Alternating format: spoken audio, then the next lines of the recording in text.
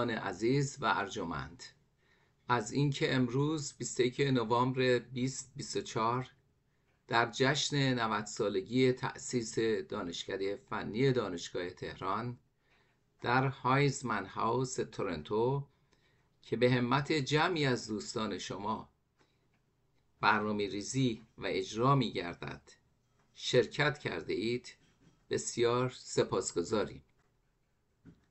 در این برنامه علاوه بر مروری بر تاریخچه دانشکده فنی دانشگاه تهران و با بیان یاد و خاطرات دوستان و هم دانشکده‌ای ها از مهندس پیشکسوتمان جناب آقای مهندس کامبیز افشاری که از بدو کانون فنی آنتاریو سال 2008 همراه و راهنمای ما بودند، تشکر و لوح سپاس کانون به ایشان تقدیم خواهد شد.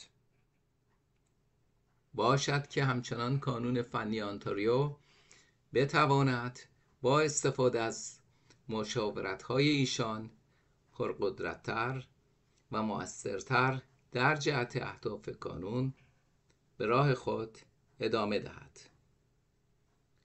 امیدواریم تصاویری که گوشه از فعالیت‌ها و حضور کانون فنی آنتاریو در مجامع مختلف تخصصی است مورد توجهتان قرار گیرد. کانون فنی آنتاریو 21 نوامبر 2024.